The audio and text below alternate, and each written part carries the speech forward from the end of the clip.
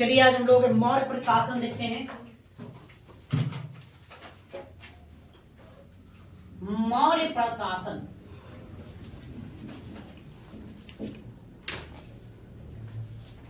ठीक है। देखिए हमने मौर्य राजवंश की कहानियों को देखा किस प्रकार से चंद्रगुप्त मौर्य मौर्य वंश का स्थापना करता है। फिर उसके बाद उसका पुत्र कौन आता है?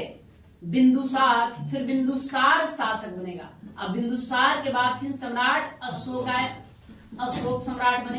फिर अशोक के बाद उसका पुत्र कुणाल आया। कहा जाता है यहीं से मौर्य साम्राज्य का क्या हो जाता है? विघटन प्रारंभ हो जाता है, कई भागों में विभक्त हो जाता है और शीघ्र ही इस वंश का क्या हो जाएगा? पता नहीं। मतलब इन 3 शासकों तक यह जो राजवंश है बड़ा ही विस्तृत रहा, विशालकाय रहा और सुचारू रूप से अपने शासन व्यवस्था को चलाने में भी कामयाब रहा। लेकिन उसके बाद जो आने वाले उत्तराधिकारी थे वो अपने साम्राज्य को संभाल नहीं पाए। जैसे चलाना था वैसे नहीं, विखंडित हो गया, टूट गया। अंततः इसका क्या हो गया? पतन हो गया। पतन होने के बाद अपने राजा को, शासकों की कहानियों को जाना। अब जो मेन बातें हैं उसमें है मौर्य प्रशासन। इन शासकों के अलावा मौर्य वंश से आपको कहीं सबसे ज्यादा प्रश्न देखने को मिलेगा एग्जामों में, तो क्या मिलेगा? मौर्य प्रशासन से देखने को मिलेगा। मौर्य प्रशासन तो आप लोग समझते हैं, शासन चलाने की विधियां, मतलब किस प्रकार से शासन चलाया जाए। आज हमारे देश की, अपने विदेश की बात करें तो क्या प्रक्रिया है शासन चलाने की? तो देखिए शासन चलाने के लिए पूरे देश में एक संसद है, एक देश है नहीं, यहाँ पर देश में शासन चलाने के लिए हमने क्या बना रखा है? संसद बना रखा है। यह भारत की सबसे बड़ी पंचायत है और उस देश को हम क्या करेंगे? जो भारत जो मुल्क है, देश है, देश को कई भागों में बांट रखे हैं जिसको हम क्या कहते हैं? राज्य कहते हैं। राज्य का शासन चलाने के लिए हमने यहाँ क्या बना रखा है? विधानमंडल। क्या बना रखा है? विधानमंडल बना रखा है। और फिर ये राज्य को भी कई भागों में बांटा गया जिसको हम क्या कहते हैं? प्रमंडल कहते हैं। क्या कहते हैं? प्रमंडल। प्रमंडलों में बांटा गया। अब प्रमंडलों को फिर किसमें बांट दिया गया? अरे जिला में बांटा गया। जिला, और जिला को हम बांटे उप जिला जिसको हम अनुमंडल कहते हैं, अनुमंडल कहते हैं। अनुमंडलों को फिर हमने किसमें बांटा? प्रखंड में बांटा है, प्रखंड। और हम आप देखेंगे कि स्थानीय स्वशासन के तौर पे प्रखंडों को भी और भागों में बांटा गया। किसमें जी? ग्राम पंचायतों में बांट दिया गया, पंचायतों में बांटा गया नहीं। ग्राम पंचायत जो है फिर क्या है? प्रशासन करने, शासन प्रशासन चलाने की रीति है। मतलब कई गांव मिलकर के क्या बनाते हैं? ग्राम पंचायत बनाते हैं। कई ग्राम पंचायत मिलकर एक प्रखंड का निर्माण करते हैं। कई प्रखंड मिलेंगे तो क्या मिलेंगे? अनुमंडल बनेंगे। कई अनुमंडल जिलों का निर्माण करते हैं, कई जिलों प्रमंडल का निर्माण करते हैं, कई प्रमंडल राज्य का, है ना। और राज्य से ही क्या मिलकर बनता है? देश का निर्माण होता है जो संसद के द्वारा संचालित होता है। तो उसी प्रकार से मौर्य साम्राज्य में तो बड़ा विस्तृत था। हमने देखा कि साउथ में आप 2 राज्यों को छोड़ देंगे वर्तमान के, एक केरला, दूसरा तमिलनाडु। पूर्वोत्तर भारत के राज्यों को आप छोड़ दीजिए। उसके बाद वर्तमान का जो पाकिस्तान देश बना हुआ है, फिर अफगानिस्तान है, तो वहां अफगानिस्तान की सीमा तक ये पूरा उतना बड़ा विस्तृत साम्राज्य किसका था? मौर्यों का। तो इतने बड़े साम्राज्य का संचालन करने के लिए एक प्रशासनिक ढांचा होना जरूरी है। बिना प्रशासनिक ढांचा का आप किसी भी साम्राज्य का या राज्य का शासन को चला नहीं सकते। तो हमें उसी मौर्यों के शासन व्यवस्था को समझना होगा कि उसकी शासन करने की प्रणाली क्या रही थी। या यहाँ वर्तमान में जो हम शासन करने की जो प्रणाली अपना रखे हैं कैसा है? संसदात्मक शासन प्रणाली। एक इसको लोकतंत्र कहते हैं, डेमोक्रेसी कहते हैं। यहाँ क्या होता है कि जितने भी जो है ना एक खंड है उसमें जो भी प्रमुख है वो जनता के द्वारा चुने गया प्रतिनिधि होता है, या कुछ मतलब कि एग्जाम पास करके वहां बैठते हैं। जैसे जिला का प्रशासन किसके हाथों में रहता है? डीएम के हाथों में रहता है। एक पढ़ा लिखा व्यक्ति होता है, एक एग्जाम सिविल सर्विस पास करके जाता है, यहाँ बैठता है। नहीं, प्रमंडल का भी अधिकारी जो होता है इसको आयुक्त कहते हैं। क्या कहते हैं? इसको आयुक्त कहते हैं, कमिश्नर। ये भी आईएएस अधिकारी ही कोई होता है। देश में देखें सांसद, तो सभी सांसद चुने जाते हैं। राज्य में विधानमंडल के जो सदस्य हैं, एमएलए, एमएलसी, ये सब क्या होते हैं? चुने जाते हैं। प्रखंड है ना, ग्राम पंचायतों में देखिए मुखिया, सरपंच, ये क्या होते हैं? चुने जाते हैं। तो यहाँ अभी वर्तमान में हम लोग तांत्रिक पद्धति के तहत शासन करते हैं, लेकिन फिर भी अन्य जो भाग है जो उसको जो है अधिकारियों के माध्यम से हम संचालित करते हैं। मतलब क्या है? अधिकारियों के माध्यम से संचालित करते हैं। तो वहां भी मौर्यों के प्रशासन में कुछ न कुछ बातें रही होगी, तो उसी को हमको क्या करना है? समझना है। देखिए मौर्यों के यदि हम शासन प्रणाली की बात करें, यह जो शासन प्रणाली राजतंत्रात्मक, अभी वर्तमान में क्या है जी? लोकतंत्रात्मक। लेकिन वहां क्या मिलेगा? राजतंत्रात्मक। राजतंत्रात्मक में राजा सर्वोपरि होता है। राजा सर्वोपरि मतलब राजा सर्वोपरि है, राजा ही विधि का निर्माण करेगा। राजा जो कहेगा सो वही लागू होगा। मतलब समझ शक्तियां किसके हाथों में रहेगी, राजा के हाथों में रहेगी। लेकिन फिर भी इतने बड़े भूखंड का संचालन करने के लिए क्या एक राजा काफी है? उसको अधिकारी तो चाहिए ना, मंत्री चाहिए। बिना अधिकारी या मंत्रियों को शासन व्यवस्था कैसे संचालित कर सकता है? नहीं, ये सब की जरूरत पड़ेगी। यहाँ भी हम देखेंगे मौर्य प्रशासन में इन सब की जरूरत पड़ी है। सबसे पहले जानते हैं स्रोत। आपसे पूछा जाएगा स्रोत के बारे में कि मौर्य प्रशासन के जानकारी प्राप्त करने का स्रोत है, क्या क्या स्रोत है। सबसे पहले हम स्रोत जानेंगे, ठीक है। चलिए आप लोग पेन चलाएंगे, पेन पेपर का इस्तेमाल करेंगे। स्रोत मतलब क्या क्या है जिसको हम पढ़ करके मौर्यों के प्रशासन को हम जान सकते हैं। तो देखिए स्रोत के लिए एक तो आप जानिए क्या,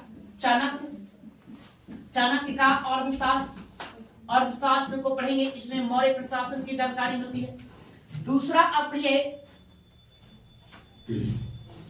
मेगास्थनीज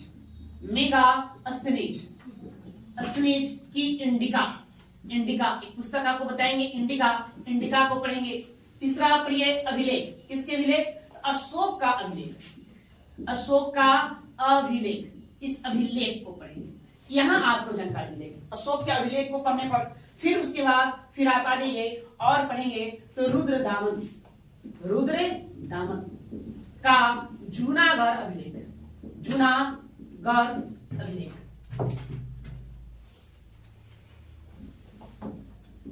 अभिलेख या शिलालेख कहेंगे, अभिलेख। या देखिए चार आपके पास सोर्सेस से स्रोत है जिसको पढ़ करके हम जानकारी प्राप्त कर सकते हैं कि मौर्यों की शासन प्रशासन चलाने की पद्धति क्या रहेगी। क्या क्या?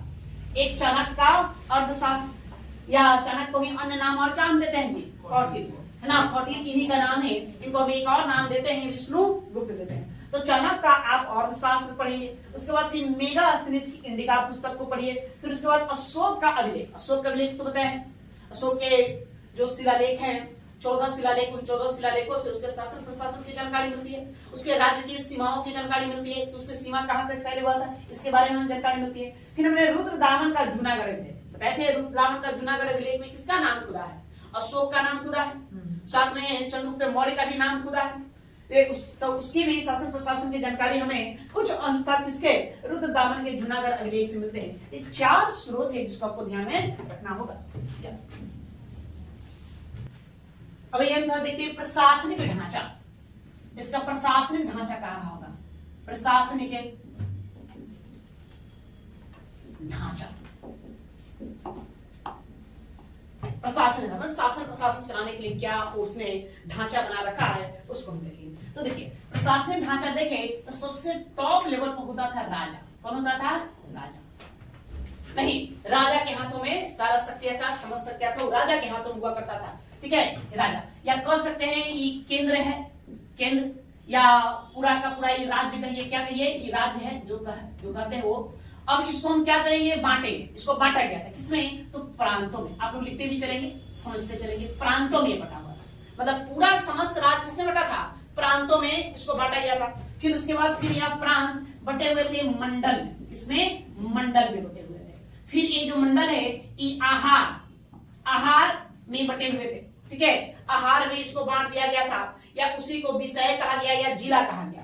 इसी को क्या कहा गया? विषय, या फिर इसी को कहा गया जिला, कि जिलों में बटा हुआ था। फिर ये भी बटे हुए थे इसमें स्थानिक, ये स्थानिक में ये बटे हुए थे, स्थानिक में।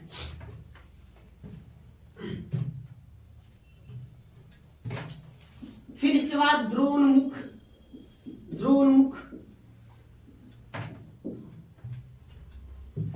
फिर उसके बाद खारटिक, और उसके बाद फिर मतलब कि ग्राम। फिर क्या बना था? ग्राम बना हुआ था।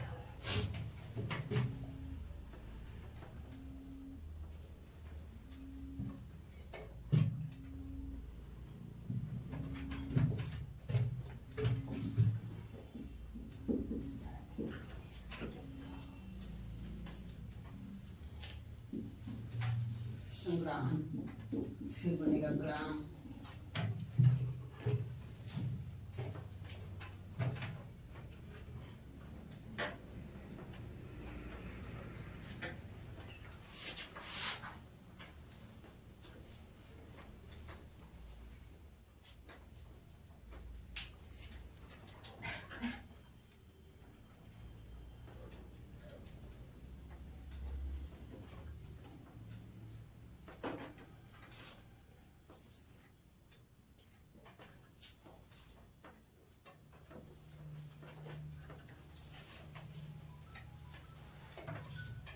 या देखिए इसको एक बार देखिए, इसके प्रशासन ढांचा फिर से देखिए क्या है। मतलब सबसे टॉप पर कौन होता था? राजा, या उसको हम कहें राज।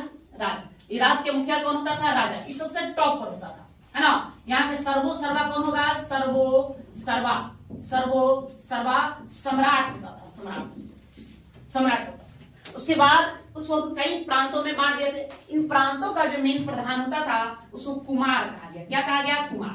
मतलब कि जो राजा हुए, राजा के जो भी संतान थे जिसको राजकुमार कहा गया। तो राजकुमार इन प्रांतों का क्या होता था? मुखिया होता था। उसको इसे देखा, या फिर राजशाही परिवार कहीं कोई सदस्य इन प्रांतों के क्या होता था? मुखिया, सो युवराज कहते हैं। फिर उसके बाद मंडल, इसे हम कहेंगे एक प्रदेष्टा। क्या कहेंगे? इसके प्रधान जो होता था उसको प्रदेष्टा कहा जाता, प्रदेष्टा। उसको फिर आहार, जिला या विषय, इसका जो प्रधान होता था उसको विषयपति कहा गया। विषयपति, ठीक है, उसको विषयपति कहा गया। उसके बाद फिर यह स्थानिक, या इसी को स्थानीय भी कहा गया। स्थानीय में फिर बटा हुआ था, है ना। ये 800 ग्राम, 800 ग्राम मतलब वजन वाला नहीं, ग्राम मतलब कौन? गांव। 800 गांवों को मिलकर के यह बनता था, 800 गांवों को मिलकर बनता था। फिर द्रोणमुख होता था कि 400 ग्राम को मिलकर बनता था, 400 ग्राम, ठीक है। उसके बाद खारेटिक जो होता था यह 200 ग्राम को मिलकर बनाया जाता था, मिलाकर। उसके बाद संग्राहक ये 10 ग्राम के बराबर होता था। उसके बाद फिर ये क्या हो गया? ग्राम हो गया। इसको अब ऐसे समझिए। देखिए, मौर्य समाज में हम देखेंगे तो सभी मतलब गांव में बटा था, तो कई सारे गांव मिलकर, मतलब गांव था तो 10 गांव मिलकर क्या बनाया? संग्राहक। उसका फिर कई सारे संग्राहक, मतलब कि 200 गांवों को मिलाकर के एक क्षेत्र प्रांत बनाया जाता है जिसको हम क्या कहें? खारवटी कहें। उसके बाद फिर 400 गांवों को मिलाकर के द्रोणमुख बना, ठीक है। उसके बाद 800 गांवों को मिलाकर क्या बना? स्थानिक बना। और कई स्थानिक मिलाकर के क्या बनते थे? जिला, आहार या विषय बनते थे। और कई जिले मिलाकर क्या बनते थे? मंडल बनते थे। कई मंडल मिलाकर के प्रांत बनते थे। कई प्रांत मिलाकर के क्या बन गया? राज्य, पूरा का पूरा सम्राट बन गया। मतलब इसे आप इसकी तुलना किससे कर सकते हैं? देश से। जैसे कैसे अभी हमने बताया कि भारत एक मुल्क है, देश है, देश। ये देश किसमें बटा हुआ है जी? राज्य में बटा हुआ है। प्रांत आपका क्या हो गया? राज्य। ये पूरा का पूरा एक देश हो गया, कंट्री। उसके बाद एक प्रांत, एक राज्य हो गया, है ना। उसके बाद उन राज्यों को हमने मंडल में बांटा। जैसे हमने देखा यहाँ राज्यों को किसने बांट दिया? प्रमंडल में बांट दिए, प्रमंडल बांट दिया, कमिश्नरी बना दिया। यही वो मंडल मान लेते हैं क्या था? कमिश्नरी था, ठीक है। फिर कई उन कमिश्नरियों को, उन मंडलों को हम किसमें बांट दिए हैं? जिलों में बांट दिए। यहाँ हमने देखा कि प्रमंडल को फिर किसमें बांट दिया था? जिला में बांट दिया। यहाँ जिला बन गया, ये जिला में बांट दिया गया। फिर कई जिलों को, उन जिलों को स्थानिक में बांट दिया, स्थानीय में बांट दिया। जैसे हमने देखा यहाँ जिला के नीचे फिर हमने क्या बना दिया? अनुमंडल बना दिया, अनुमंडल। तो मान लीजिए कि आपका क्या है? अनुमंडल है, ठीक है। यह स्थानिक या स्थानीय जो है ये अनुमंडल है। उसके बाद फिर अनुमंडलों को और बांटा गया, किसमें? द्रोणमुख में बांटा गया। जैसे कि अनुमंडलों को हम किसमें फिर बांट देते हैं? प्रमंडल में बांट देते हैं, प्रमंडल में बांट देते हैं। यही प्रमंडल आपका हो गया। प्रखंड में बांट देते हैं। किसमें बांट देते हैं? प्रखंड में बांट देते हैं। मंडल भी कह सकते हैं इसको मंडल भी कहा जाता है।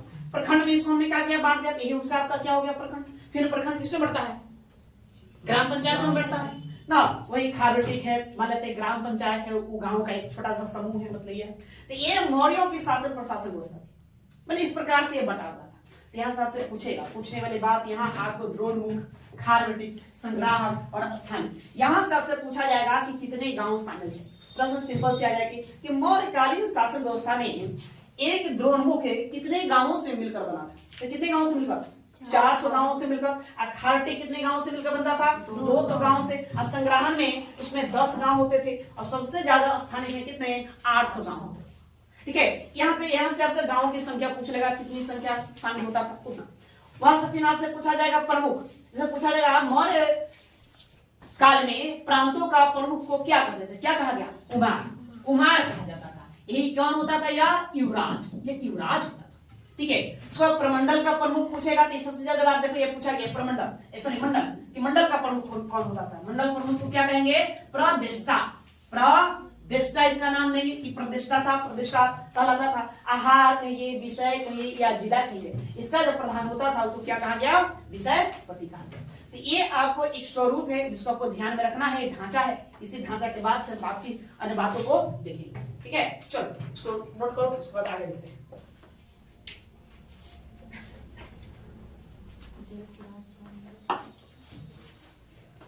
स्तर हम देख लेते हैं अधिकारियों पदाधिकारी। सो वर्तमान में देखिए सबसे टॉप लेवल पर शासन चलाने के लिए कौन बैठे हुए हैं? तो प्रधानमंत्री हैं जी, प्रधान है ना, प्रधान है ना, ठीक है, प्रधान। ऐसे हम प्रशासन को देखेंगे तो क्या कहेंगे? एक हम कहेंगे केंद्रीय प्रशासन। देखिए प्रशासनों को और आप बांटेंगे तो आप क्या कहेंगे? केंद्रीय प्रशासन।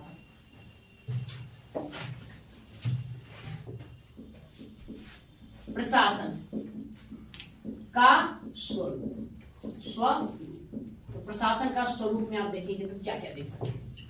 क्या क्या देख सकते हैं? एक आप देखिए केंद्रीय प्रशासन, केंद्रीय प्रशासन,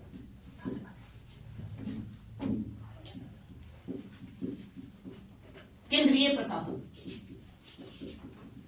₹100 देखो। दूसरा आप देखिए तो राज्य है ना, या राज्य स्तरीय प्रशासन, या उसको कहेंगे प्रांतीय प्रशासन, प्रांतीय प्रशासन, प्रशासन। उसके बाद फिर हम और तीसरा देखेंगे है ना कि न्यायिक प्रशासन, न्यायिक प्रशासन, प्रशासन, न्यायिक प्रशासन को देखेंगे।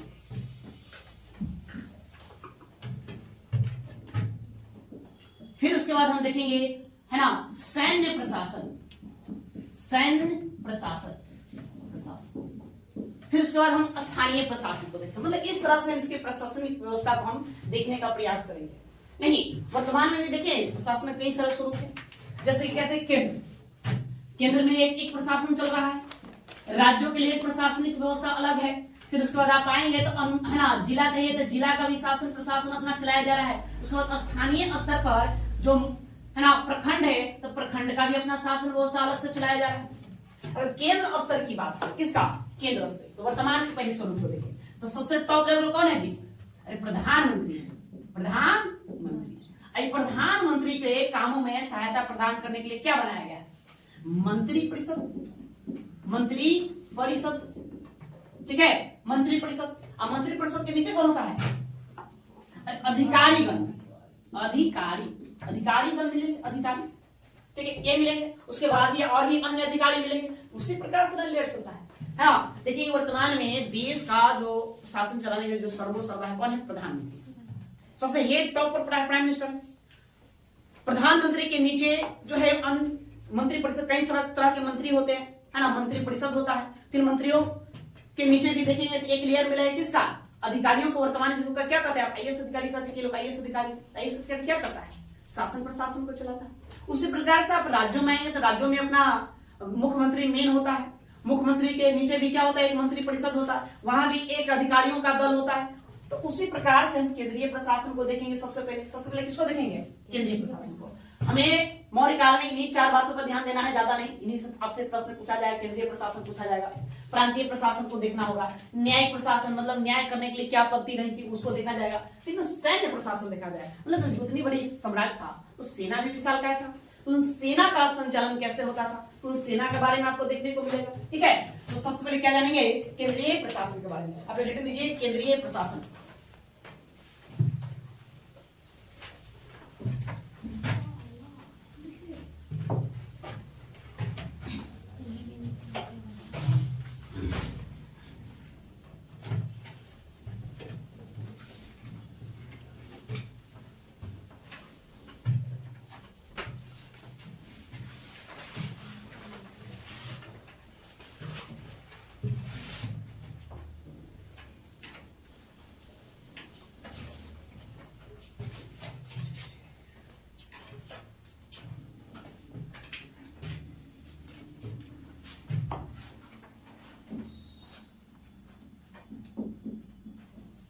केंद्रीय प्रशासन,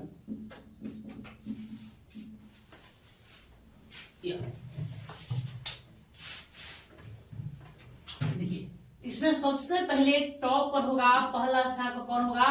सम्राट। सम्राट। सम्राट के जस्ट नीचे दूसरा स्थान देखेंगे, यहाँ पर मिलेगा एक मंत्री। क्या मिलेगा? मंत्री। उसके बाद फिर तीसरा स्थान पर आइए तो फिर आपको मिलेगा मंत्री परिषद। मंत्री परिषद।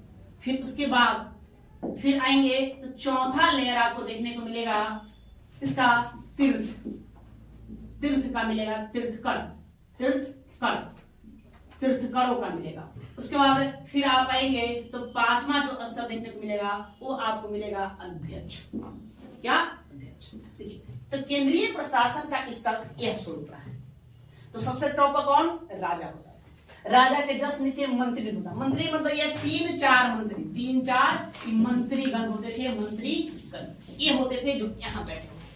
ठीक है, उसके बाद फिर एक नीचे मंत्री परिषद होगा। इसकी संख्या क्या कोई लिमिट नहीं है, मतलब निर्धारित नहीं थी कितना होगा, अलग अलग राज्यों में अलग अलग। जैसे मैंने आपको बताया था कि जो बिंदुसार आया, बिंदुसार, तो बिंदुसार के दरबार में है ना 500 मंत्रियों का एक मंत्री परिषद होता था। कौन? अच्छा एक मिनट रुकिए, है ना, ये देखिए तो बिंदुसार के समय कितना 500 मंत्रियों का एक समूह होता था, उसको क्या कहा गया? मंत्री परिषद। इसका प्रधान कौन था? खल्लाटा। बताया था कि खल्लाटा इसका प्रधान होता। राजा खुद सम्राट के नीचे काम में सहायता करने के लिए कौन? मंत्री उसमें 3-4 मंत्रीगण, ज्यादा नहीं। उसके बाद उसके नीचे कौन? मंत्री परिषद। फिर उसके नीचे कौन? तीर्थकर। उसके नीचे फिर कौन होता था? अध्यक्ष होता था। तीर्थकरों की संख्या 18 और अध्यक्षों की संख्या 26। और शास्त्र अनुसार अध्यक्षों की संख्या कितनी? 26। ठीक है, अभी वर्तमान में क्या देखो, जिस दिख रहे हैं अभी प्रधानमंत्री है, प्रधानमंत्री इसको देखेंगे, इस लेयर को देखिए। प्रधानमंत्री के नीचे कौन? कैबिनेट मंत्री कहिए, कैबिनेट मंत्री। अब कैबिनेट मंत्री के नीचे कौन थी? मंत्री परिषद होता था। मंत्री परिषद के नीचे कौन? सचिव लोग हैं, सचिव, सेक्रेटरी, सचिव, अन्य विभागों का सचिव के लेयर में चल रहा है। प्रधानमंत्री के नीचे कैबिनेट मंत्री, मतलब कुछ खास 3-4 मंत्रियों का एक समूह होता है, उसी को क्या कहते हैं? कैबिनेट मंत्री का, या 8-10 जो भी हो वो। अब मंत्री परिषद आपको बताया था कि सभी तरह के मंत्री आ जाते हैं। कैबिनेट मंत्री, राजमंत्री जिनको स्वतंत्र प्रभार मिला हुआ, उप मंत्री, सब इसी में आ जाते हैं। यह एक लेयर है। उसके नीचे फिर कौन मिलेंगे? सचिव। ये कौन होते थे? IAS अधिकारी होते हैं। यार ये कौन होते हैं जी? IAS अधिकारी होते हैं। तो सेम उसी तरह से एक लेयर आप देखेंगे कि मौर्य प्रशासन में भी जुड़ा हुआ था, इसी तरह से चलता था। सम्राट था, सम्राट को जो भी कार्य करना होता था, अपना सलाह वगैरह लेना होता था, क्विक, जल्दी, तो क्या करता? किसको बुलाता? मंत्री को बुलाता, जिसमें 3-4 मंत्रीगण होते थे। उन्हीं से अपना राय मशवरा करके अपना कार्य को आगे बढ़ा देते थे। उसके बाद अगर कोई भी विधि बनाना हो, कानून बनाना हो, तो किसी प्रकार का न्याय करना हो, तो है ना, निर्णय को कहाँ लिया जाता था? मंत्री परिषदों के समूह में लिया जाता था। पूरा मंत्री परिषद का समूह है, वहीं पर अपना शासन प्रशासन की बातें लोग क्या करते हैं? रखते थे। जैसे कि हम अभी, जैसे कि वर्तमान में मंत्री परिषद देखा जाता है, तो उसी प्रकार से एक मंत्री परिषद हुआ करता था। ठीक उसके नीचे तीर्थकरों के व्याख्या किया गया। ये लोग तीर्थकर मतलब कि यहाँ पर विभाग बनाए, उन विभागों का मेन मुखिया होते थे। तो 18 प्रकार के 18 तीर्थकरों का जिक्र देखने को मिलेगा आपको और शास्त्र में। ठीक उसके नीचे फिर अध्यक्ष होते थे, जो अपने अपने विभागों का प्रमुख होते। जैसे वर्तमान में कई तरह का विभाग नहीं जी, जैसे खान होता है, खान विभाग हो गया, नहीं रक्षा विभाग हो गया, ठीक है, स्वास्थ्य विभाग हो गया, शिक्षा विभाग हो गया, कैसे विभाग चलता है। तो उस समय कई तरह के विभाग थे। उन विभागों में और शास्त्र अध्ययन करेंगे और शास्त्र अनुसार 18 तीर्थकर और 26 क्या विभागों का जिक्र देखने को मिलता है। और इन्हीं के बारे में आपको सारा प्रश्न पूछेगा एग्जाम से। तीर्थकर के बारे में पूछा जाता है कि कौन कौन तीर्थकर था, अध्यक्षों के बारे में पूछा जाता है कौन कौन अध्यक्ष था, किसके पास कौन सा विभाग था ना। यही यहाँ इसको टफ बना देता है मौर्य प्रशासन को, इसको याद करना। समझो 26 और 18, सोचिए, मतलब इतने सारे बातों को आपको दिमाग में रखना है। और यहीं से सभी के बारे में पूछा जाता है, बारी बारी से एग्जाम में लगभग पूछ दिया गया है। इस सब के बारे में हमको जानना हो, ठीक है। तो पहले इसको आप उतारिए, उसके बाद देखते हैं।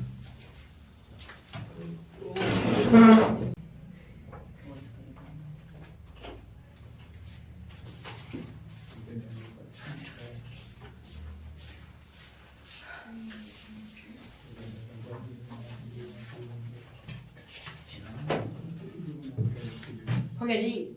हाँ सर।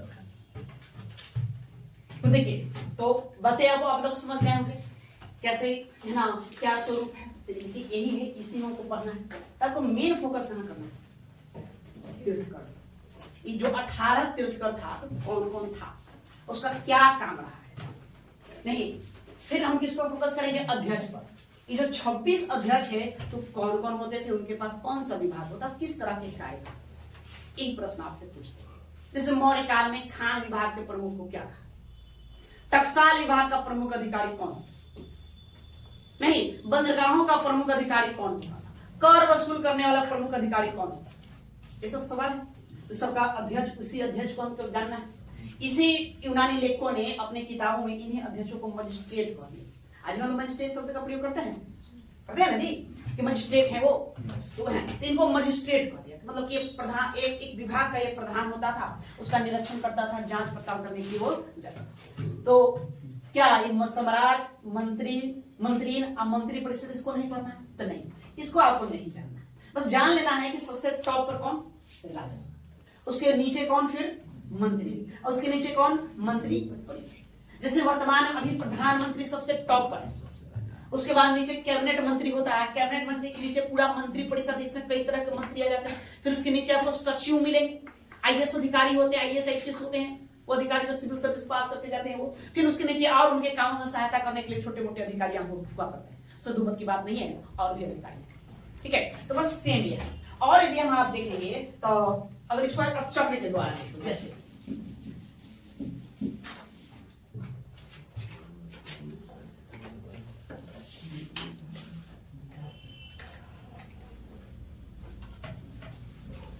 तो सबसे अंदर टॉप में कौन होगा? देखिए सबसे यहाँ टॉप में कौन? सम्राट। यहाँ कौन बैठेगा? यहाँ सम्राट। नहीं, उसके बाद दूसरा लेयर किसका बनेगा?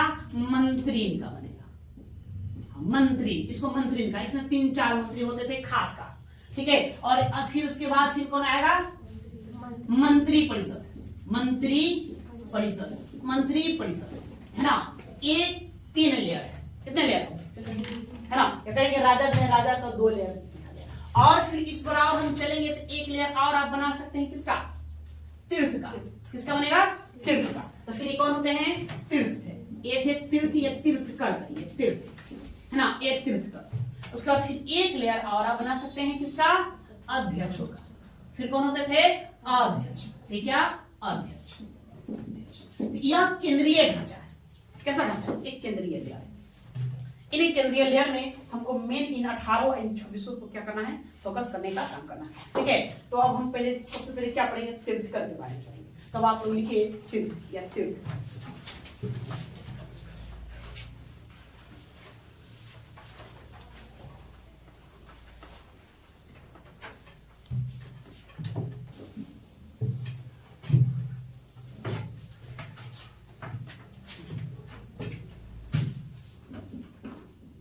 तीर्थकर कितनी संख्या इसकी है? 18। आपको संख्या याद रखना है ना। इसकी संख्या कितनी बताई गई है? कितनी? 18 बताई गई है। तो सबसे पहला प्रधानमंत्री, प्रधानमंत्री एवं पुरोहित, पुरोहित, ये पहला तीर्थकर हुआ।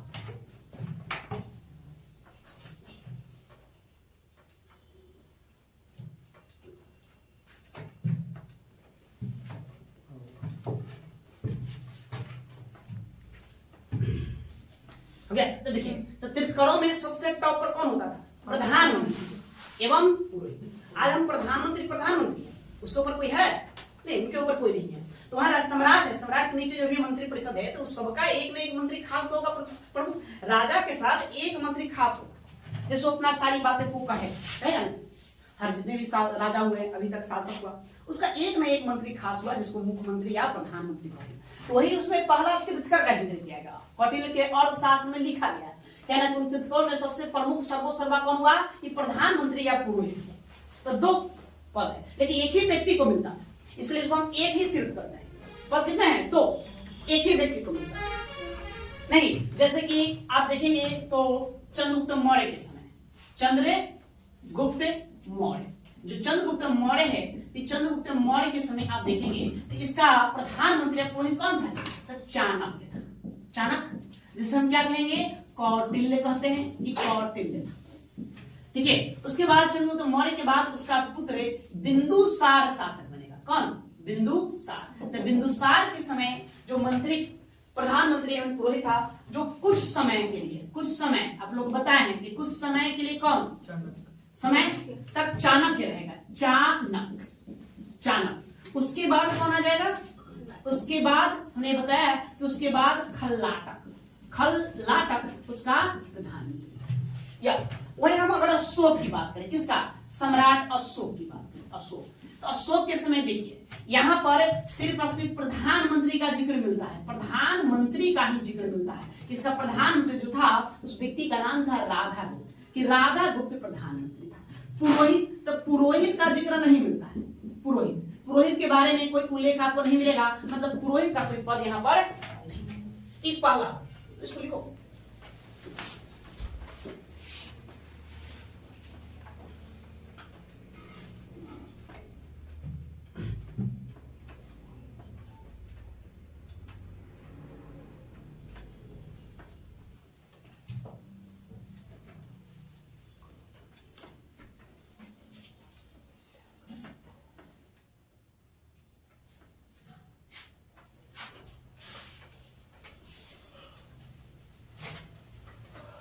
हो गया।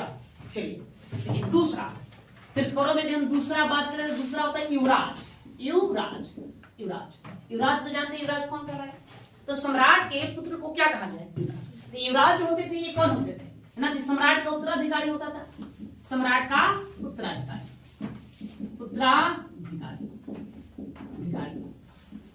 है ना। और क्या है कि प्रशासनिक कार्यों में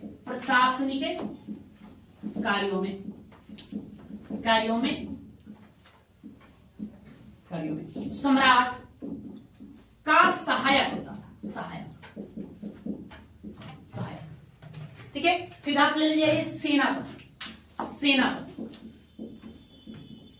ना। सेनापति कौन? आप जान ही रहे कौन होगा? ये सेना प्रमुख। ठीक है, फिर ये सन्निधाता।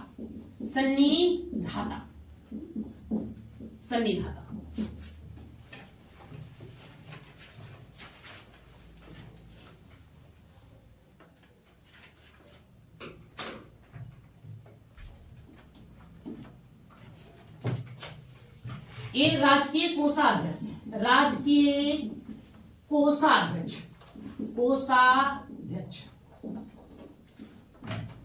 फिर आइए समाहर्ता। राजस्व विभाग, ये था राजस्व विभाग का प्रमुख अधिकारी।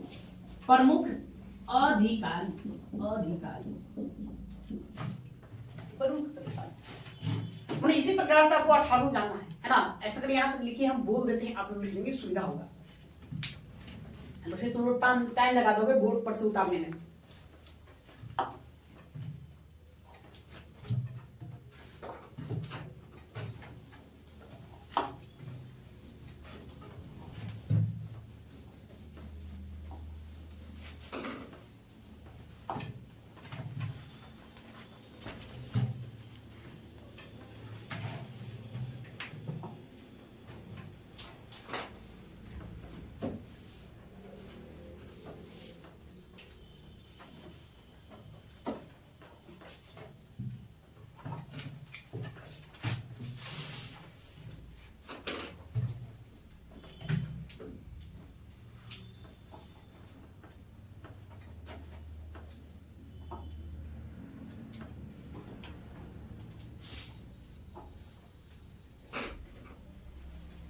कमी नहीं होगा, है ना। तो देखिए यहाँ ये हम लोग पढ़ाई कर रहे हैं, ध्यान दीजिए। तो 18 तीर्थकरों में पहला स्थान किसका? अरे प्रधानमंत्री या पुरोहित जी वो रहेगा, मतलब समझो सर्वस्व मेन था। राजा के बाद अगर कोई किसी की शासन प्रशासन में भूमिका थी तो किसकी थी? प्रधानमंत्री या पुरोहित का। जैसे देखें चंद्रगुप्त मौर्य का प्रधानमंत्री कौन? कौटिल्य। सर्वसर्वा वही पूरा साम्राज्य को संभालने वाले, प्रशासन को संभालने वाले। उसी प्रकार से बिंदुसार के समय खल्लाटक आया, और अशोक के समय जो जिस प्रधानमंत्री का जिक्र मिलता है उसका क्या नाम हुआ? राधागुप्त। तो आपको ध्यान में रखना, लेकिन वहां पुरोहित का जिक्र नहीं मिलता। ठीक है, या उसके बाद फिर युवराज कौन? राजा के ही संतान जो हुए हैं बच्चे, वही युवराज के पद को धारण करते थे ज्यादातर। या उसके संतान नहीं तो सगी संबंधी लोग, सभी सम्मिलित तो होंगे, तो उसी वही जो है युवराज का पद धारण करता था। उसका काम क्या? सम्राट का आगे चलकर उत्तराधिकारी बनेगा, या प्रशासनिक कार्य में सम्राट का क्या होगा? सहायक होगा। देखिए यहाँ पर तो प्रांतों का प्रमुख किसको बना दिया गया, युवराज को बना दिया गया, उसी को वहां कुमार कहा गया, क्या कहा गया, कुमार। फिर उसके बाद सेनापति, सेना प्रमुख होगा। संनिधाता, राजकीय कोषाध्यक्ष, राजकीय कोषाध्यक्ष, और क्या कहते हैं, वित्त मंत्री ले लो भाई, कौन ले लो, क्या ले लेंगे, वित्त मंत्री ले लीजिए, वित्त मंत्री है ना, वित्त सेक्रेटरी कहिए, फाइनेंस सेक्रेटरी कहिए, वित्त सचिव। या समाहर्ता, राजस्व विभाग का प्रमुख अधिकारी, जो भी राजस्व विभाग है, जहां मतलब कि कर वगैरह वसूलते हैं, वो विभाग का जो कार्य होता है, उसका जो प्रमुख अधिकारी, उसको क्या कहा गया, समाहर्ता कहा गया। ताश से डायरेक्ट यही सब प्रश्न पूछ देगा, प्रश्न पूछ देगा, बताइए मौर्य काल में राजस्व पदाधिकारी को क्या कहते थे, तो क्या कहेंगे, समाहर्ता। राजकीय कोषाध्यक्ष को क्या कहा जाता था, तो वो क्या था, संनिधाता। यही सबको प्रश्न बनेंगे, ठीक है। आगे लिखिए, 5 छठा लिखो तुम।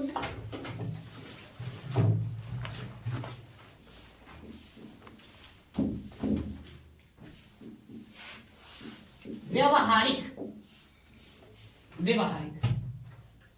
समय डैट जगह शॉर्टकट लिखेंगे, ज्यादा नहीं, क्योंकि किस विभाग का प्रमुख था वो उतना खाली लिखना, ज्यादा नहीं। देखिए व्यवहारिक, यह दीवानी न्यायालय का प्रमुख अधिकारी या प्रमुख न्यायाधीश, दीवानी न्यायालय का प्रमुख न्यायाधीश, दीवानी न्यायालय का प्रमुख न्यायाधीश,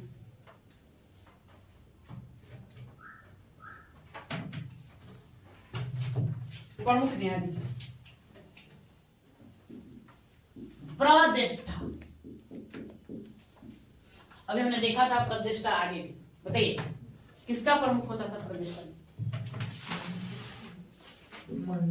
मंडल का प्रमुख होता था। गुड, यहाँ प्रतिष्ठा एक पदाधिकारी का भी नाम, यह होता था फौजदारी न्यायालय का प्रमुख न्यायाधीश। न्यायालय 2 प्रकार के ऐसे जर्मनी देखने को मिलेंगे, पॉलिटी में पढ़ाएंगे आपको न्यायालय के बारे में, वहां बताएंगे दीवानी न्यायालय और फौजदारी न्यायालय। दीवानी न्यायालय जहां संपत्ति का मामला, ठीक है, उसको दीवानी न्यायालय का दीवानी मामला कहते थे। अच्छा हम मारा मारी लोग, फौजदार लाठी डंडा लेकर मारा मारी कर, उसका सर फुट दिया, उसका सर फुट गया, तो वहां को क्या होगा, फौजदारी हो गया ना। देखते लोग गाँव देहातों में लड़ते थे, कहता है कि आओ तेरी फौजदारी कर ले, नहीं तो हाँ, तो फौजदारी न्यायालय, तो फौजदारी न्यायालय जो होगा उसका प्रमुख न्यायाधीश को क्या कहेंगे, प्रतिष्ठा। और दीवानी न्यायालय का प्रमुख न्यायाधीश को क्या कहेंगे, व्यवहारिक। तो प्रतिष्ठा में लिखिए, फौजदारी न्यायालय का प्रमुख न्यायाधीश,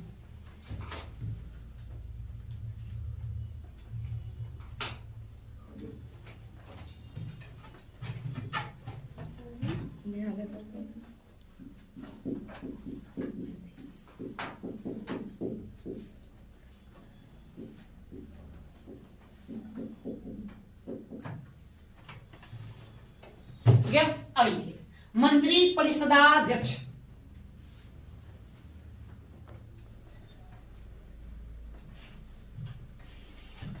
मंत्री परिषदाध्यक्ष, नाम से पता चल रहा है क्या रहा होगा यह, मंत्री जो परिषद हुआ, हमने बताया कि मंत्री परिषद होता, तो मंत्री परिषद का एक प्रमुख अधिकारी होता, उस अधिकारी को क्या कहेंगे, मंत्री परिषदाध्यक्ष। तो लिखो, मंत्री परिषद का प्रधान अधिकारी, मंत्री परिषद का प्रधान अधिकारी,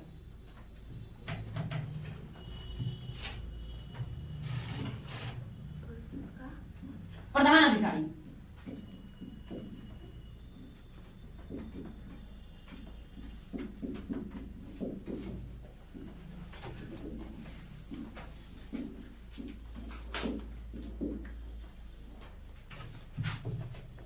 ठीक है। क्या लिखिए अब आगे, देखिए एक आपको मिलेगा दंडपाल, एक दुर्गपाल, एक अनंतपाल, तीनों पाल लगा हुआ है, तीनों अलग अलग अधिकारी है। दंडपाल, इसका काम होता था सेना के सामग्रियों को जुटाना, सेना को जो भी सामग्री चाहिए है ना, लड़ने के लिए उस समय क्या चाहिए, वाहन के तौर पे घोड़ा चाहिए, भाला चाहिए, या तलवार चलाता है, तलवार बर्छा जो भी है, मतलब हथियार वो चाहिए, उसका पोशाक चाहिए, ड्रेस वगैरह चाहिए। तो सेना के जो भी मतलब कि उपकरण चाहिए, सामग्री चाहिए, उस सामग्री को जो पूरा करने वाला जो अधिकारी होता है उसको क्या कहते थे, दंडपाल। दुर्गपाल, अनंतपाल, दोनों अपने अपने दुर्गों का प्रधान था। दुर्गपाल मतलब दुर्ग का प्रधान अधिकारी, दुर्ग कहने मतलब एक किला है, क्या है लेके, एक किला है, एक किला है भाई, एक किला का जो प्रधान अधिकारी होगा उसको हम क्या कहेंगे, दुर्गपाल कहेंगे। अनंतपाल ये भी किले का प्रधान अधिकारी होगा, तो दोनों में अंतर क्या, देखो लिखा अनंतपाल, तो राज्य के सीमा पर राज्य का सीमा पर अगर कोई दुर्ग है, किला है, तो वहां का जो मेन अधिकारी है उसको हम कहेंगे अनंत, मतलब अनंत मतलब अंतिम छोर पर है।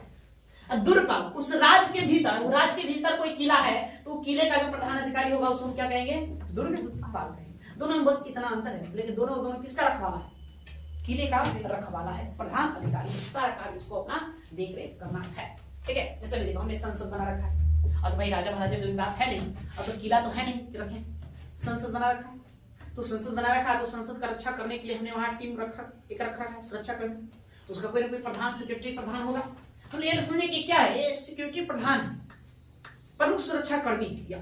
अब देखिए सरकारी संपत्तियों को सुरक्षा प्रदान करने के लिए कौन सा बल बना रखा हमने, उसका क्या काम है, जितने भी सरकारी संपत्तियां हैं, बड़ी संपत्तियां हैं, सार्वजनिक क्षेत्र की संपत्तियां हैं, उन सब की रक्षा वगैरह करता है। तो वैसे इन लोगों का वही काम था कि किलों को क्या करना है, रक्षा करना है।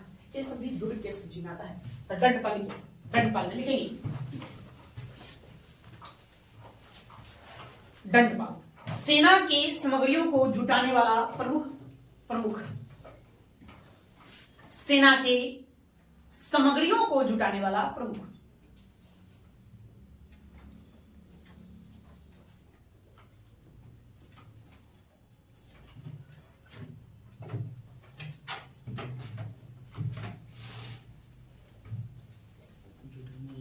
प्रमुख या प्रधान अधिकारी जो भी देखो हो गया, दुर्गपाल है ये। दुर्गपाल राज्य के भीतर दुर्ग का प्रधान, राज्य के भीतर दुर्ग का प्रधान।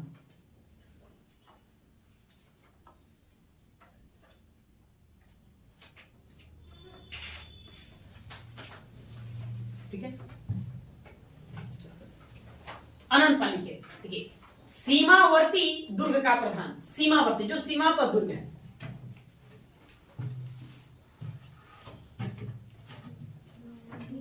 सीमावर्ती दुर्ग का प्रधान।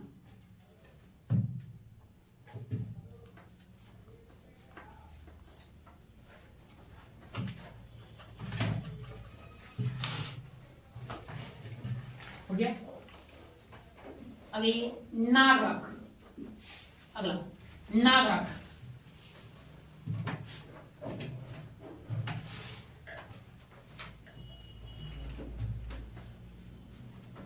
नागरख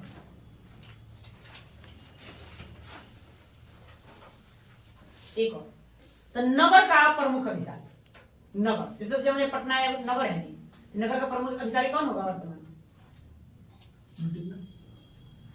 एसपी में होते हैं सुरक्षा के तौर पर देखने के लिए, नहीं एक थाने होता है, थाने का जो होता है उसमें सब इंस्पेक्टर होता है, इसमें सब अधिकारी है अभी वर्तमान में। दूसरी प्रकार से नगर क्या होता था, नगरों का प्रमुख अधिकारी, नगरों का प्रमुख अधिकारी।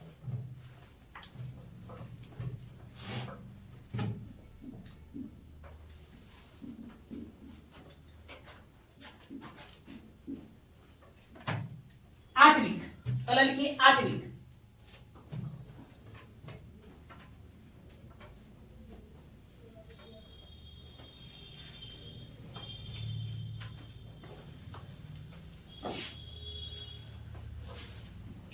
आठवीं किसको कहा जाता है, जंगल को कहा जाता है, नहीं तो वन विभाग का प्रमुख अधिकारी। आठवीं लिखेंगे वन विभाग का प्रमुख अधिकारी।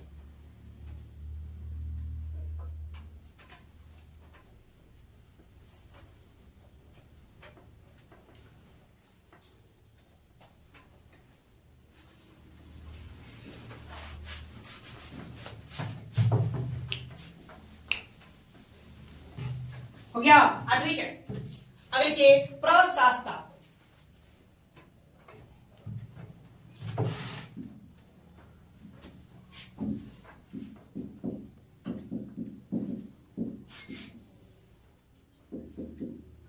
प्रशासता एक क्या करता है, एक कार्यालय हुआ अक्षपटल, अक्षपटल एक कार्यालय का नाम है। इसी अक्षपटल कार्यालय का प्रधान जो होता था उसको प्रशासता कहा गया। अक्षपटल कार्यालय में क्या होता था, तो जितने भी सरकारी दस्तावेज थे, राजकीय कामकाज वाले दस्तावेज, इसको लिखा गया, तो उसको एक कार्यालय में ले जाकर रखा जाता था। उस कार्यालय का नाम क्या था? अक्षपटल नाम था। वहीं पर उसको लिपिबद्ध किया जाता था, यहीं पर उसको सुरक्षित रखा जाता था। इसी का जो प्रधान अधिकारी था उसको क्या कहते थे? प्रशासक। वर्तमान में इसकी तुलना किससे करेंगे? हाँ, सचिवालय से करेंगे। हाँ बिल्कुल सही है भाई, सचिवालय जो होता है महासचिव का ही कह सकते हैं, जो मतलब सभी कागजातों को रखता है सुरक्षित, है ना, सूचीबद्ध करता है, लिपिबद्ध करता है। तो बस एक उस तरह का है, तो लिखेंगे। ठीक है, अक्षपटल कार्यालय का प्रधान, अक्षपटल कार्यालय का प्रधान,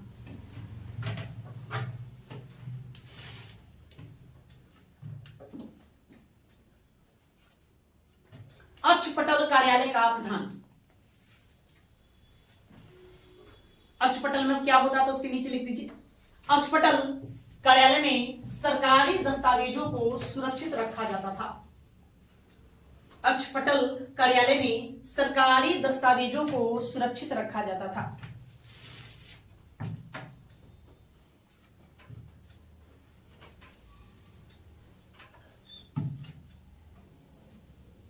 सरकारी दस्तावेजों को सुरक्षित रखा जाता था।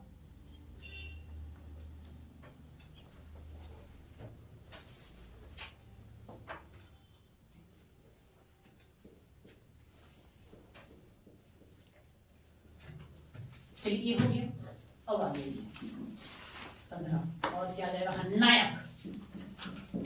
नायक युद्ध में सेना का जो संचालन करता था उसको क्या कहा गया? नायक। देखिए, युद्ध में सेना का संचालन करता या संचालक, युद्ध में सेना का संचालक,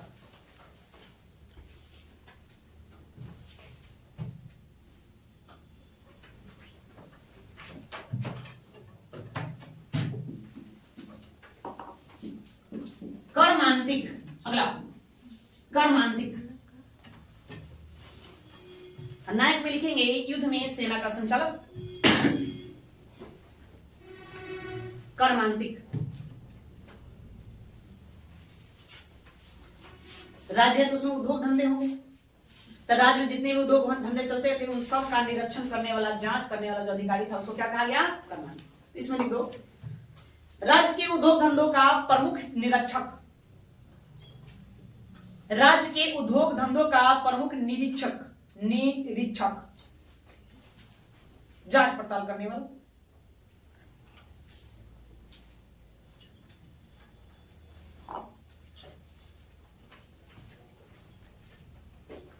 हो गया?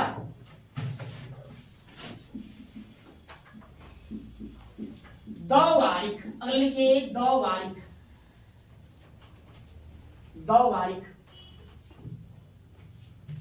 दौवारिक।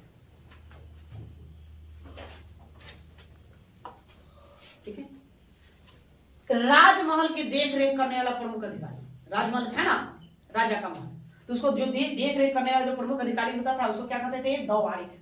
देखेंगे, राजमहल की देख रेख करने वाला प्रमुख अधिकारी,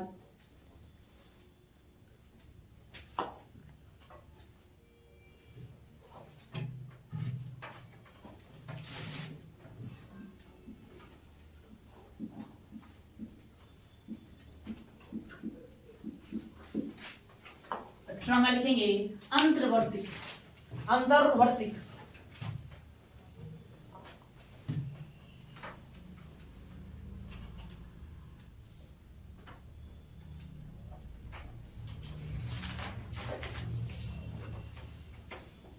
अंतर्वर्षिक।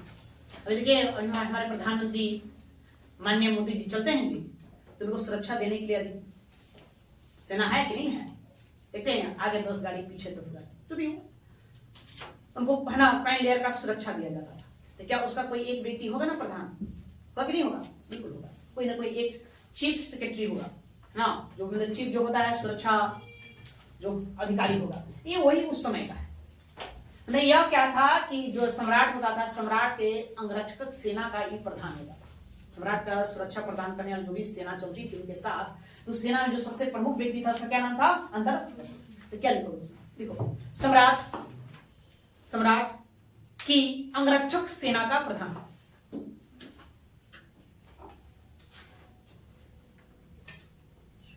सम्राट की अंगरक्षक सेना का प्रधान।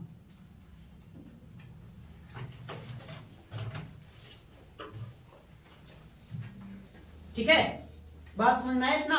इसमें समझने वाली बात नहीं, देखिए इसमें आपको याद करने वाली बात है ना, इन सब को आपको याद रखना। ये सभी राजा से डायरेक्ट कनेक्टेड है, संपर्क में रहते। मतलब ये समझो कि अठारह मजबूत हाथ थे, अंग थे सम्राट के, जो शासन प्रशासन को ये संचालित करने के लिए, है ना। अब इसके अलावा हमको और क्या देखने को मिलेगा? अध्यक्ष। कितने?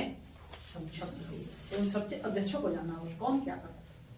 यही जो तीर्थकर और अध्यक्ष मिल करके प्रशासनिक जो ढांचा है वो अपना तैयार करते थे। आइए हम लोग का एग्जाम के दृष्टिकोण से थोड़ा सा डिफिकल्ट हो जाता है टॉपिक की, बहुत सारी बातें यहाँ क्या करना पड़ता है, याद करना पड़ता है। इतना ज्यादा बातें किसी भी काल के या वंश के आपको प्रशासनिक ढांचा में देखने को नहीं मिलेगा जितना मौर्यों को देखने को। ना मौर्यों की जो प्रशासनिक बड़ा ही सुदृढ़, ठीक है। इसी को बाद में अन्य शासकों के द्वारा अनुसरण भी किया जाएगा। अब वर्तमान का आप स्वरूप देखें तो क्या इससे मिलता जुलता नहीं है? बिल्कुल मिलता जुलता है।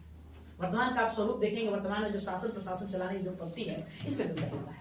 मौर्य प्रशासनिक व्यवस्था को ही आगे चल के मुगलों के इसके गुप्तों के द्वारा अपनाया जाएगा। गुप्त वंश के शासक इसी के प्रशासनिक व्यवस्था को अपनाएंगे। मुगल लोग लाए आएंगे तो इसी के प्रशासनिक व्यवस्था को अपनाएंगे। अंग्रेजों आया तो अंग्रेजों ने भी कहीं ना कहीं मौर्य साम्राज्य के प्रशासनिक ढांचा को उसने भी क्या किया? अपनाया, इंप्लीमेंट किया। अब वर्तमान में भी देखेंगे तो इसका प्रशासनिक ढांचा वर्तमान के प्रशासनिक ढांचा से स्वरूप से मिलता जुलता है। ठीक है, मतलब इतना ये सुदृढ़ था, बेहतर था, इसलिए इसको लोगों ने अपनाया। अब लिखिए आप लोग हेडिंग दीजिए अध्यक्ष।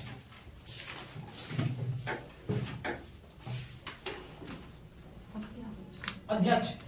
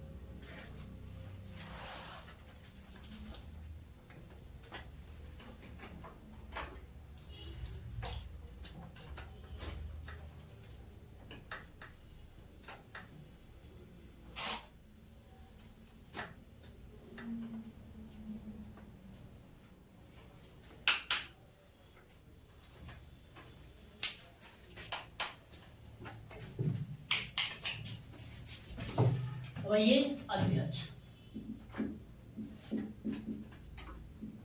इसकी संख्या कितनी? 26। इन 26 के बारे में आपको जानना होगा। जैसे पहला नहीं, पन्याध्यक्ष। पन्याध्यक्ष आपसे प्रश्न कैसे पूछेगा? जैसे पन्याध्यक्ष हो गया, सूराध्यक्ष हो गया, सूराध्यक्ष, सुनाध्यक्ष, सुनाध्यक्ष, पहले थोड़ा सा आप जान लेंगे, है ना। या जैसे मान लीजिए आपसे प्रश्न पूछ लिया कि पन्याध्यक्ष, मौर्य काल में पन्याध्यक्ष किस विभाग का प्रमुख था, ये आपसे प्रश्न पूछ लिया। या एक तरह को विभाग दे देगा, पूछेगा बताइए ये किस, है ना, इसके प्रधान अधिकारी को हम क्या कहते थे। जैसे कि पन्याध्यक्ष यह वाणिज्य विभाग का प्रमुख अधिकारी था। वाणिज्य विभाग का अध्यक्ष, विभाग का अध्यक्ष, इसके अंतर्गत वाणिज्य विभाग। सुराध्यक्ष ये आबकारी समझते हैं कि आबकारी विभाग का अध्यक्ष, लिकर शराब वगैरह आबकारी विभाग का अध्यक्ष, ये इसका अध्यक्ष था। नहीं, सुनाध्यक्ष बूचर खाना, बूचर खाना ये विभाग था, विभाग का अध्यक्ष था। तो प्रश्न आपको किसी प्रकार से पूछता है, या तो आपसे सीधा सीधा प्रश्न पूछेगा बताइए कि मौर्य काल में पन्याध्यक्ष किस विभाग का प्रधान था, तो किस विभाग? वाणिज्य विभाग का। या आपको प्रश्न दाग देगा कि मौर्य काल में आबकारी विभाग के अध्यक्ष को क्या कहा जाता था, क्या? तो किसी प्रकार से आपसे प्रश्न पूछेगा। इन्हीं सभी को हमको जानना है। 26 है, इन 26 को आपको जानना होगा। पहले 3 लिखो, उसके बाद आगे बढ़ेंगे।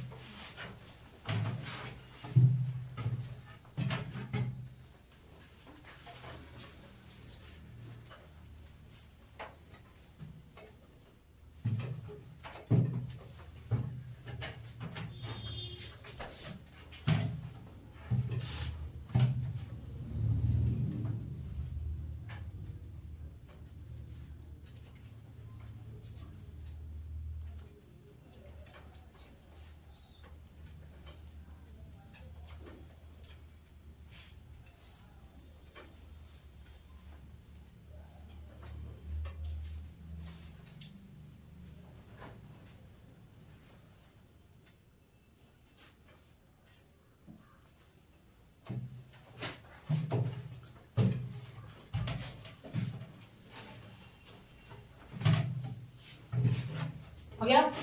चलो आगे लिखते चलो। गणिका अध्यक्ष, गणिका अध्यक्ष,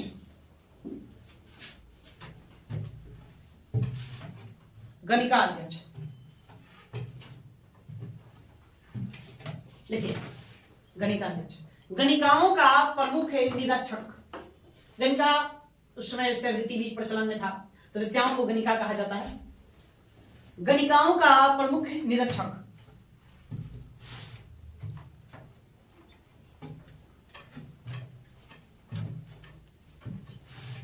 प्रमुख निरीक्षक,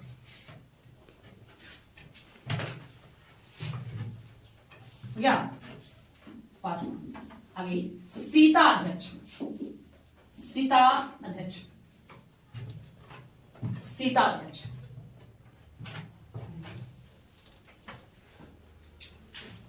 मौर्य काल में सरकारी जो भूमि होता था उसको सीता कहा गया। क्या कहा गया? सीता भूमि। तो जो सरकारी कृषि होता था, खेती बाड़ी, तो उसका जो प्रधान अधिकारी होता था वो हम उसको क्या कहेंगे? सीता अध्यक्ष कहेंगे। इसमें लिखिए राजकीय कृषि विभाग का अध्यक्ष, राजकीय कृषि विभाग का अध्यक्ष, एग्रीकल्चर सेक्रेटरी, राजकीय कृषि विभाग का अध्यक्ष।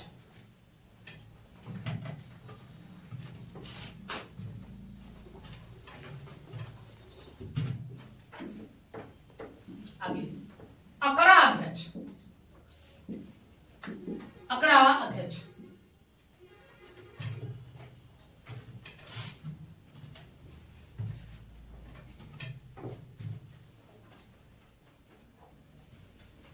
ठीक है।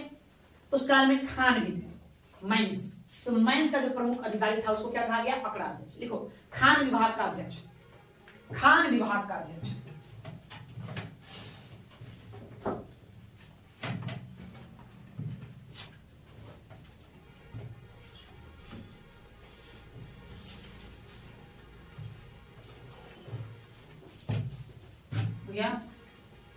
आइए पौतवा, पौतवा अध्यक्ष,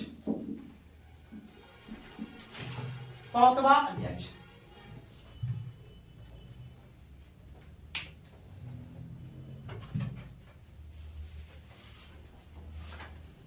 यह है आपका माप तौल विभाग का अध्यक्ष, ठीक है, माप तौल विभाग का अध्यक्ष,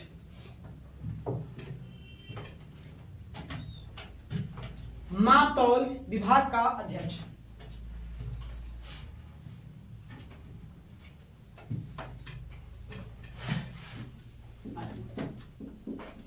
पतना अध्यक्ष, पतना अध्यक्ष,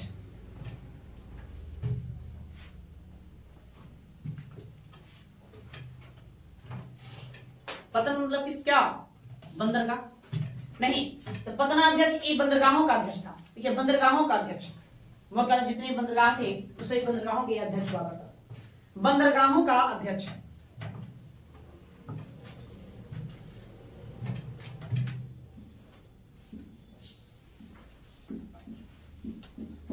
आगे मुद्रा अध्यक्ष,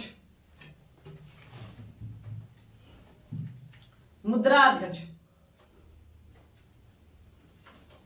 मुद्रा मतलब इससे करेंसी होती है, करेंसी नहीं आप जानेंगे। यह है पासपोर्ट विभाग का, पासपोर्ट। जिक्र तो यही किया गया किताबों में कि पासपोर्ट विभाग का यह अध्यक्ष था। पता नहीं उस समय पासपोर्ट चलता था कि नहीं चलता, नहीं फिर भी जिक्र है कि पासपोर्ट विभाग का अध्यक्ष था। पासपोर्ट विभाग, विभाग का अध्यक्ष।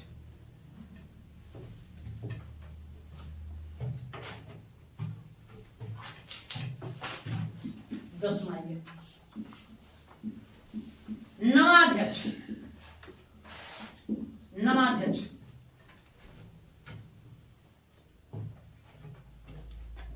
नवा अध्यक्ष, जहाजरानी विभाग का अध्यक्ष, जहाजरानी विभाग का अध्यक्ष,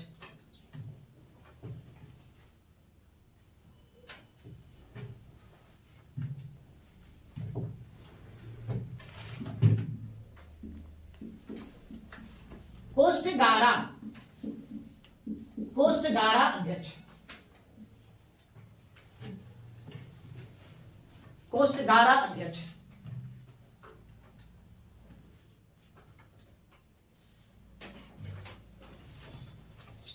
ठीक है। यह कोषागार का प्रमुख था। कोषागार, कोषागार, कोषागार का प्रमुख। कोष समझते हैं आप लोग? बताइए। बैंक को हिंदी में हम लोग कोष कहते हैं, क्या समझे? तो जो भी धन संपदा जमा होता था, मैंने जो भी पैसा था सरकार के पास धन था, उसको एक कोषागार एक जगह रखा जाता था, उसी जगह क्या कहते थे? कोषागार। तो क्या करता था? उसका जो प्रधान अधिकारी था उसको क्या नाम दिया गया? कोषागार अध्यक्ष। मतलब ये रुपये पैसे का उसमें का क्या था? या अगले संस्था अध्यक्ष।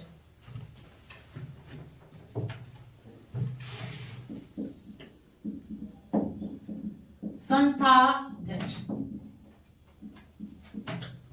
संस्था अध्यक्ष।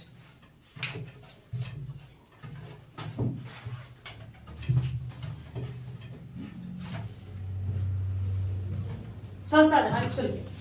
यह व्यापारिक मार्गों का प्रमुख था। व्यापार करने के लिए जिस मार्ग का रास्ते का इस्तेमाल व्यापारी लोग करते थे उसका प्रधान था, उसको हम संस्था अध्यक्ष कहें। व्यापारिक मार्ग का अध्यक्ष।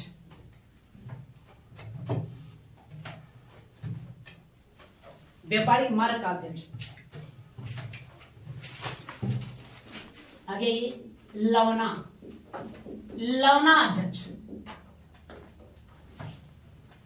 लवना अध्यक्ष।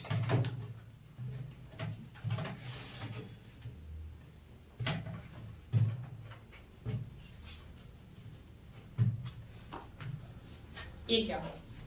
छापाखाना विभाग का प्रमुख। छापाखाना मतलब जहां पर क्या मुद्रा को ढाला जाता या टकसाल कहिए, है ना, कि मुद्रा जारी करने वाला एक प्रमुख अधिकारी था। देखिए, मुद्रा जारी करने वाला प्रमुख अधिकारी, जैसे वर्तमान में क्या है? RBI governor. मुद्रा जारी करने वाला प्रमुख अधिकारी।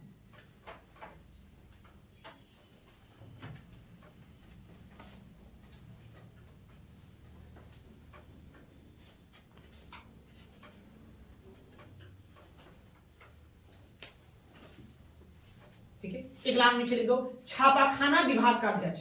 छापाखाना विभाग का अध्यक्ष यही था। दोनों से कोई पूछ सकता है आपसे।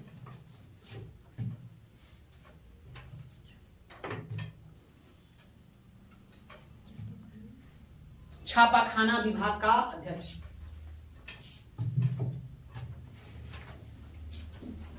अरे विविता, विविता अध्यक्ष, विविता अध्यक्ष।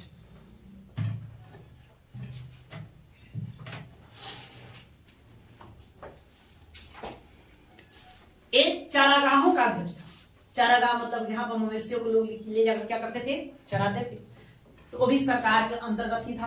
तो उसी प्रधान को हम क्या कहते थे? विविता अध्यक्ष। चारागाहों का अध्यक्ष, चारागाहों का अध्यक्ष।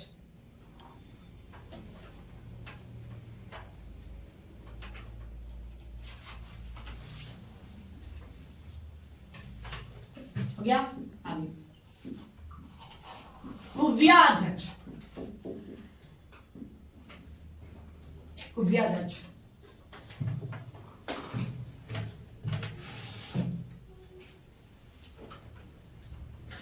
ये वनों का अध्यक्ष था। वन जंगल, वनों का अध्यक्ष।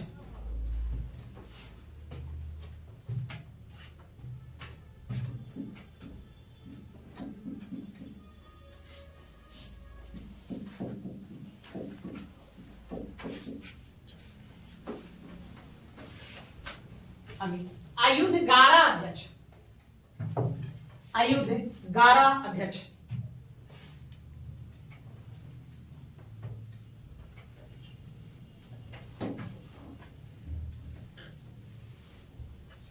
आयुधगारा अध्यक्ष। यह आयुध लिखेंगे, आयुधगार का अध्यक्ष, आयुधगार का अध्यक्ष।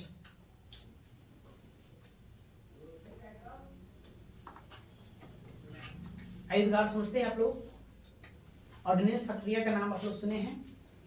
आयुध कारखाने का नाम है, जहां हथियार वगैरह बने, आर्म्स बनाए जाते। ठीक है, तो उस समय भी हथियार वगैरह बनते थे। तो आग वाला नहीं बनता था, बंदूक, है ना, क्या बनेगा? तलवार, भाला, गरासा जो भी है वो।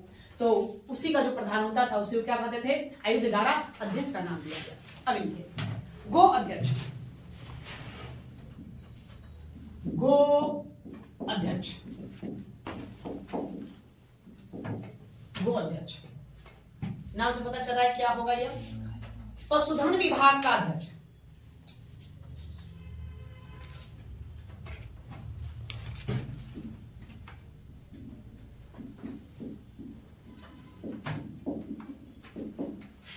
गो अध्यक्ष पशुधन विभाग का अध्यक्ष। एनिमल्स जानवर वगैरह ले लेंगे। देखिए सूत्राध्यक्ष, आगे सूत्रा नाम से पता चल रहा है सूत्रा, सूत्रा सुई धागा, सुई धागा सबको ध्यान में रखना है, मतलब कताई बुनाई, और उसमें कताई बुनाई विभाग भी था। तो कताई बुनाई विभाग का जो प्रमुख होता है उसको क्या कहें? सूत्रा अध्यक्ष। तो सूत्रा अध्यक्ष में लिखिए आप लोग कताई बुनाई विभाग का अध्यक्ष।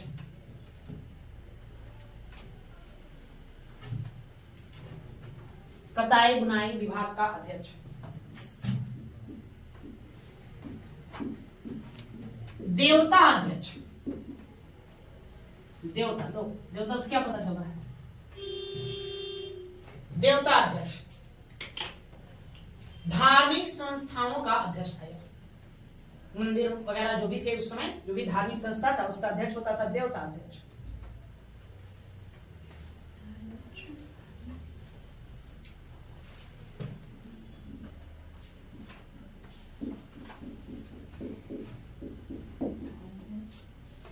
देवता अध्यक्ष लिखिए धार्मिक संस्थाओं का अध्यक्ष,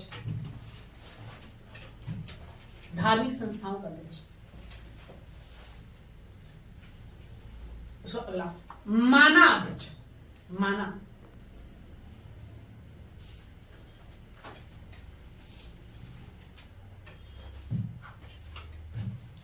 देखिए यह था क्या था? ये दूरी और समय से संबंधित जो विभाग था उसका यह अध्यक्ष था। दूरी और समय से संबंधित विभाग कहने मतलब उसमें भी विभाग कह सकते हैं, एक साइंटिफिक डिपार्टमेंट का डिस्टेंस, यहाँ से मतलब किसी राज्य का डिस्टेंस क्या है, समय अवधि वगैरह क्या है, उस सब का आकलन जो करने वाला जो अध्यक्ष होता था उसी को माना अध्यक्ष कहा।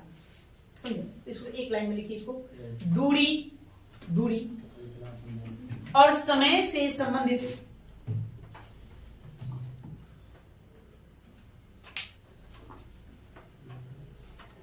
दूरी और समय से संबंधित साधनों, साधनों, साधनों को नियंत्रित करने वाला विभाग का अध्यक्ष, को नियंत्रित करने वाला विभाग का अध्यक्ष।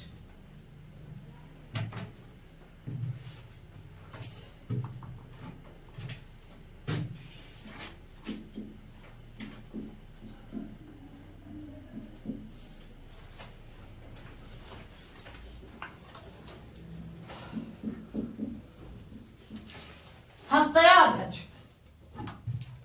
हस्तयाध्यक्ष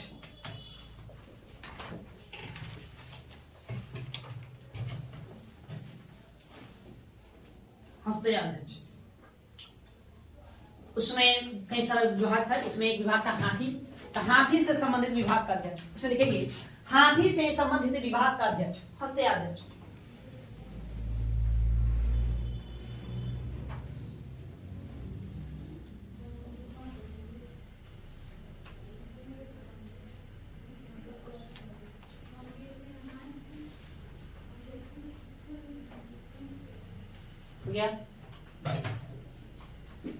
सुवर्णा अध्यक्ष, सुवर्णा अध्यक्ष, सुवर्णा अध्यक्ष।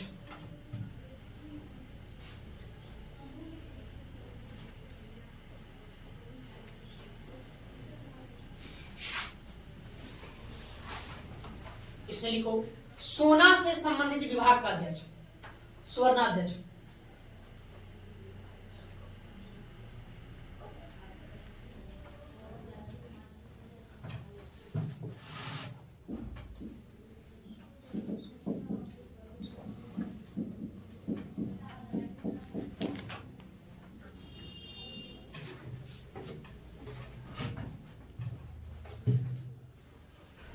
गया अगला अक्ष पटला अध्यक्ष, अक्षय पटला अध्यक्ष।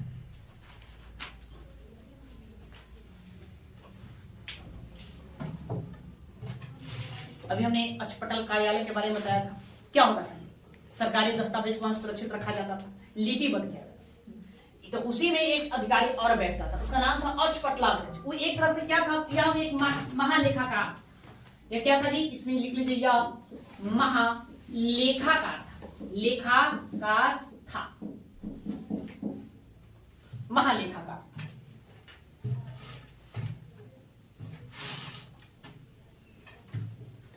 वर्तमान में इसको महालेखाकार से आप तुलना कर सकते हैं।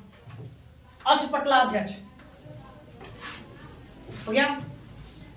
आगे लोहा अध्यक्ष,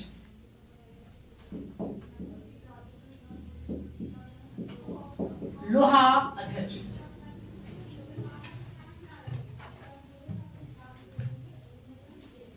यह धातु विभाग का अध्यक्ष,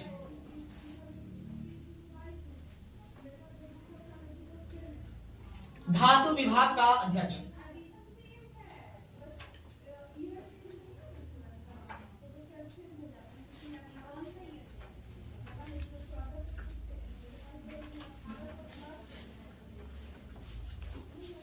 क्लियर? और शुल्काध्यक्ष 25, शुल्काध्यक्ष, शुल्काध्यक्ष,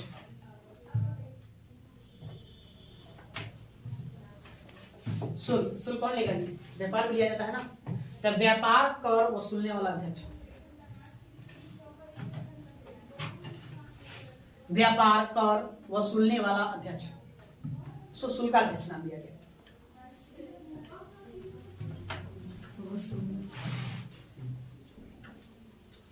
आगे अश्वाध्यक्ष,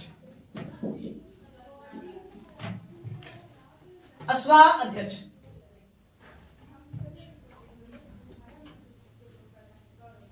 अश्व से पता चला क्या है? हाँ, घोड़े का अध्यक्ष ना, घोड़ों का अध्यक्ष लिखेंगे, घोड़ों का अध्यक्ष।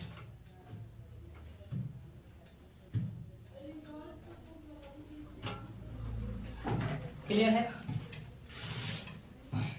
तो ये 26 अध्यक्ष। समस्या यह है कि क्या सभी याद हो जाएंगे? संभव नहीं बात। अब पता चेहरा देख के ही लग रहा है इतना सारा याद, कुछ को याद करना है, सबको नहीं। लगभग 10 है जो अक्सर एग्जामों में देखने को मिलता है, क्वेश्चन वहां से बार बार पूछते रहता है। तो कल हम आप लोगों को बताएंगे उसके बारे में, 10 कौन कौन से जिस पर आपको क्या करना है, ठीक है? ओके, तो आज इतना ही रहने दो, बाकी कल देखेंगे। आज बहुत मेहनत किया सर।